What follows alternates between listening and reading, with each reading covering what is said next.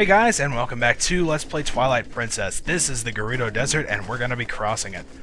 Now, this place is pretty cool, actually. It's probably one of my favorite places in the game. Also because of the music. I mean, I love the track that plays here.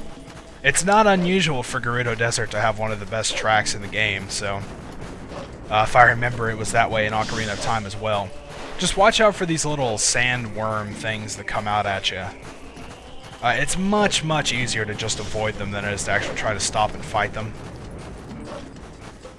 So, I mean, you could if you wanted to, but it's quicker and easier to just avoid them, you know? So where we're heading, whoa, there's a big crevice there.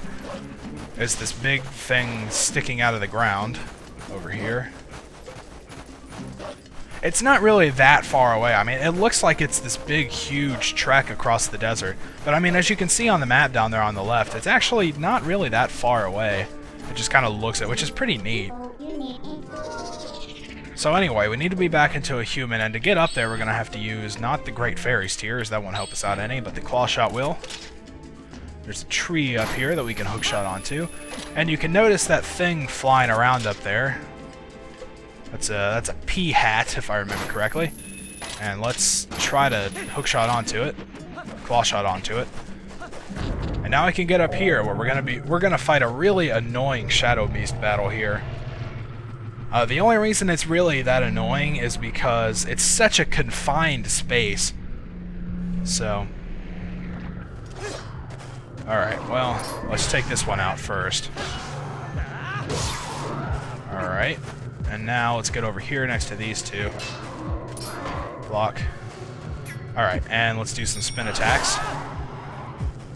Or a spin attack, I guess. I guess the Master Sword spin attack is strong enough to take him out in one shot. But there you go, that's how you beat those Shadow Beasts.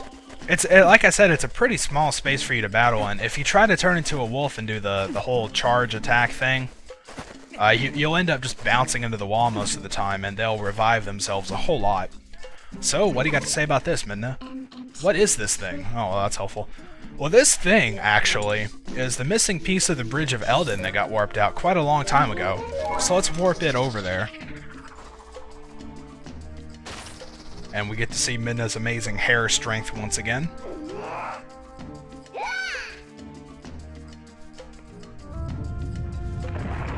Alright.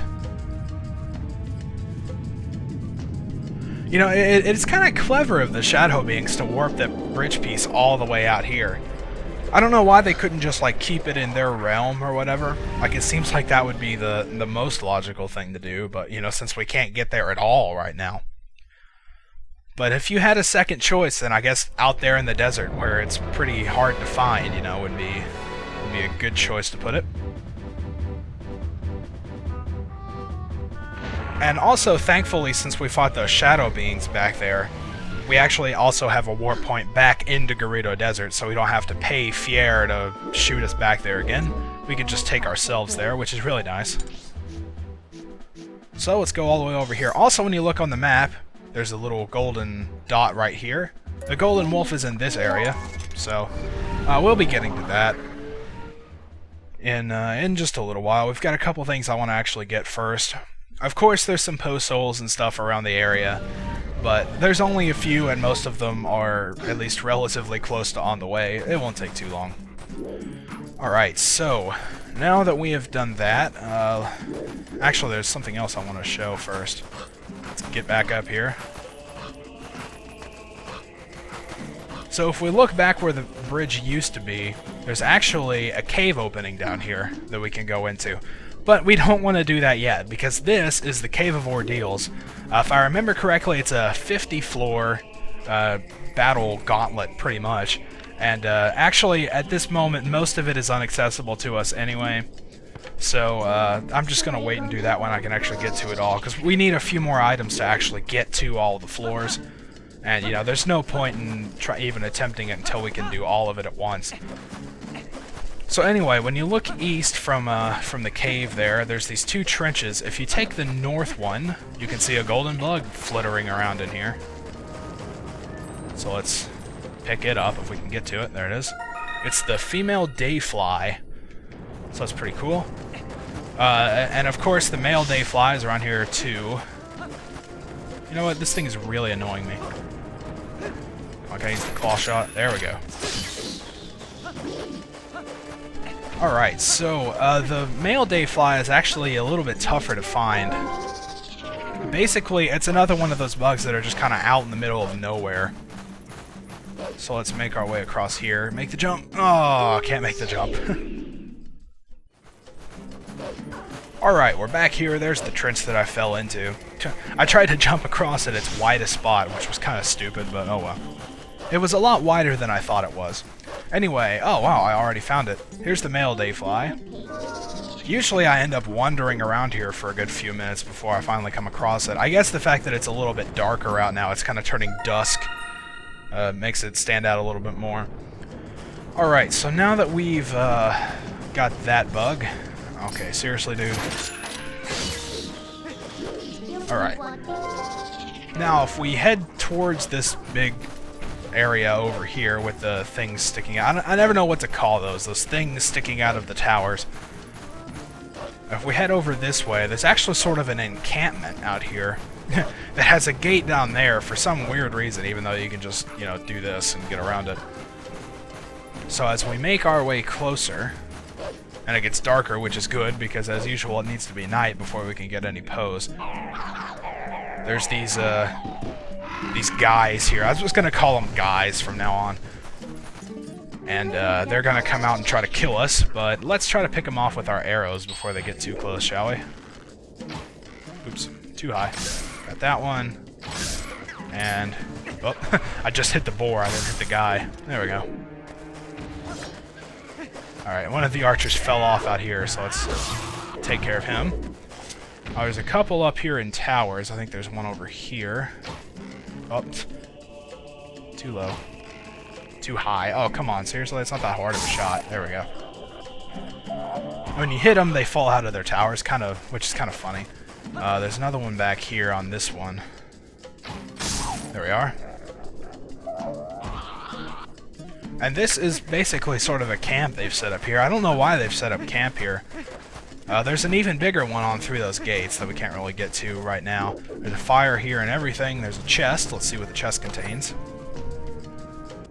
20 rupees. So that's pretty cool. Alright. It's not quite nighttime yet. It looks like it, but it's not quite there yet. These guys were actually riding boars out here to chase us. And we've seen them riding these things before, but what's interesting is that you can actually ride these also. You can get on them and ride around, so that's kind of funny. They have a dash, but basically if you use that, it just makes them go crazy. There's some point where we will need to use it, but see, this happens and Link gets all... It's kind of hard to steer whenever this is going on also. But there you go, that's their dash for you. Alright, so it's now nighttime. There's a Poe up here that we're going to need to get. So let's just dash our way over here. There's some way that you can get up here. It might be from this side. And actually, it might not be. Oh, wait, I remember what you need to do. Alright, let's get off this stupid boar. It's not helping us out any. I think there is... Yeah, there's a tree over there that we can claw shot onto. And I'm pretty sure we need to use that to get up here.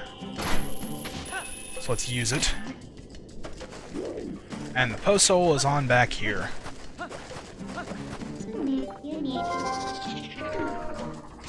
So let's just take care of it. Come on, there you are.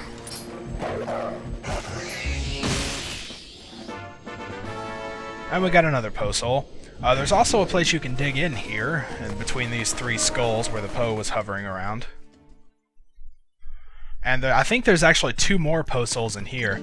What I like to do, though, this is a pretty small space to be fighting 2 Poes. You can bomb out these rocks to buy yourself a little extra space. You'll probably get hit, though, like that. But I think it's worth it to create the extra space back here. So let's just see if we can get both of these. We won't be able to finish them both, but at least we'll knock them both down. So there's 1 Poe soul, and there's the second Poe soul. And there's also one more thing we can do. If we light each... There's 3 torches around this place. Now let's get our lantern. Where is it? There it is. Oh, it was already out. Duh. So if we light this... And there's one over here. And there's the final one up here. Then a chest is gonna show up, as usual. And all this takes so long. When we open it, we get 100 rupees, so that's pretty awesome. It's a nice free 100 rupees, pretty much. You know, you don't have to do a whole lot to get it. Anyway, we're pretty much out of time here, so let's just climb up on this rock and warp out of here. In the next part, I'll be getting a couple more poes, and then we'll advance into where we need to go next. So until then, thank you for watching, and I'll see you guys next time.